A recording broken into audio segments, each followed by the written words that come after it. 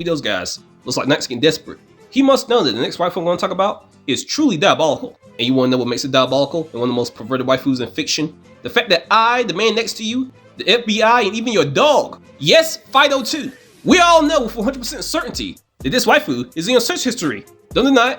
We've all dabbled in the darkness of the internet before. And those who say they haven't are liars. Check their history. I promise you fit to find something to make their grandma come back to life and smack him in the face. People are freaks, and this waifu is proof that people are freaks. And if you haven't seen the thumbnail yet and have no clue what I'm talking about, let me just clue you in. Come closer, my son. Closer! Yeah, now I can see into your soul. The waifu we're about to talk about is the Tentacle Waifu. And no, I don't mean the octopus or the slime. I mean the original Tentacle Waifu. The one that takes your favorite waifu and turns them out. Have them looking like a high body blue. And she can also corrupt your favorite waifu. But she is mostly seen in not safe for work videos or, imagery. You know what I mean. Some people call it disgusting and gooner stuff, but I call it art. Opinions may vary, but mine won't. Now, the main reasons I wanted to talk about this waifu was because I was wondering where it came from. The idea of using tentacles for not safe for work acts seemed very, weird to me. And viewer, you never believe what I found out. It all started in Japan. Then again, that shouldn't be too surprising. Let me just get to my point. In 1814, a man named Hakusai made a part of an erotic woodblock print called a shonga, and the artwork was titled The Dream of the Fisherman's Wife. Now, I don't know who was dreaming of the fisherman's wife, but brother was down bad. Now, I can't show the image, but basically, it's two octopuses getting freaky with the fisherman's wife, if you know what I mean. Hint, hint, wink, wink. Now, apparently this image is one of the most iconic in Japanese history. There are others that may be older, but this one is, more famous. Now, a question that came to my mind after reading this was, how do we go from this to this?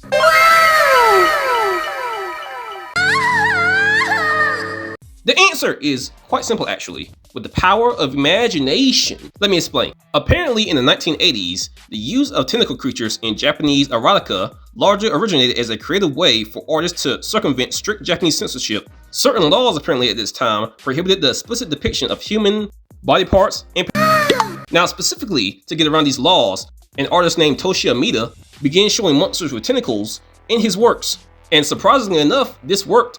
Now, since we got that out of the way, what do you think the pros and cons are for a tentacle monster? Would it be wise to let it have its way with you? Maybe so, maybe not. Would it even ask for consent? Can it even speak? Well, lucky for you, I've done a lot of extensive research on this topic. And the cons are, tentacles in these works usually don't have any distinct gender. Or in other words, are not always depicted as a male or female, but more or less a way to get the party started, if you know what I mean. Hint, hint, wink, wink. Giggity. Next con is, no, they never ask for consent, ever. And if you're watching a not safe for work video, and there's a female in it with the tentacles, she's cooked. Also, from what I've observed, through research, tentacles aren't really sentient beings, unless we're talking about the octopus ones or the squid ones. There are certain cases where they may be sentient, but in the majority of works, they just appear and get busy. And the next con is, they will usually mentally break whoever they get busy with. And, mostly in fiction, they usually go after women. Now, why is this? Look at me. You know why. You know why. Now, before Night sends more men, let's talk about the tentacle waifus in fiction. And for this video and this video only, I will be doing specifically the tentacle monster, not any octopuses or squids or what's it called, the Skyla? Yeah, none of that. They get their own video because they're special, can't you tell? And particularly, I want to talk about this one most of all. But not in this video. In this video, we're heading straight to the Monster Girl Encyclopedia to talk about their version of the tentacle waifu, specifically called the Tentacle. Now, why is it just called a tentacle? Let's find out. Alright, brush yourselves, because this one ain't got no home training. It is a certified freak. But more importantly, originally in the story, they weren't monsters.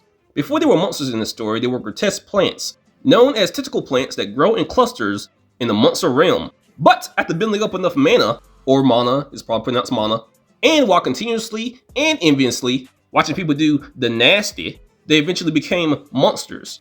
Now, it's important to know, while they were just tentacle plants, they had a high amount of intelligence, and they could communicate and manipulate all the other tentacle plants around them. And after they somewhat evolved, they can still do this, but at a higher level, plus other things, like capturing their prey and sipping their energy. And also, the capture of prey also involves pleasurable acts, and they are apparently naturally good with the human body. Plus, they can heighten their prey's feelings and excitement levels. And these tentacles are also known in this universe to be specialized in providing pleasure. So low-key like the Wolverine, they're the best at what they do. However, despite their hobbies of capturing prey, Their overall personalities are considered warm, and they're surprisingly amiable towards humans. And amiable in this sense means having or displaying a friendly or pleasant manner. So they are naturally friendly towards humans. The biggest issue with this creature is, and the biggest con also, it doesn't ever seem to ask for consent. Well, yeah, that's one of them, yeah. And when it sees a man or a woman, it does seem to lose control. And this is because naturally it was a tentacle plant. And what do tentacle plants do? Well, you got the idea. They do your favorite waifu. And also, for men and women, they do basically do the same thing, but for women, they can turn them into monsters. Now, what type of monster? Not sure, but basically once they capture them, they can do whatever they want with them.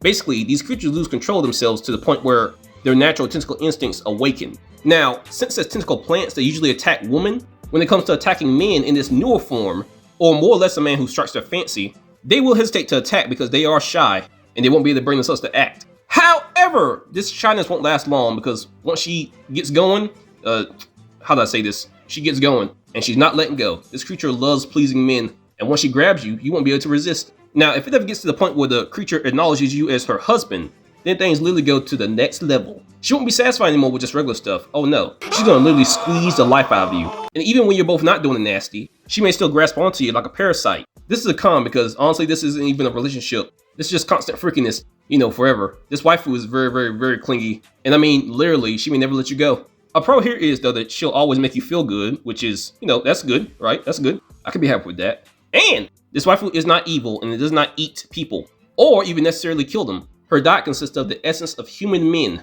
And also, I forgot to mention, this waifu does stay in the forest of tentacles. So, I'm not sure if that's a pro or a con. And in all honesty, it may just depend on who you are. I don't mind a freak, but I refuse to be a slave. Matter of fact, this one's even freakier than me. Oh, hold on, someone's calling. What's up? Voice, did you kill all my men? Yeah.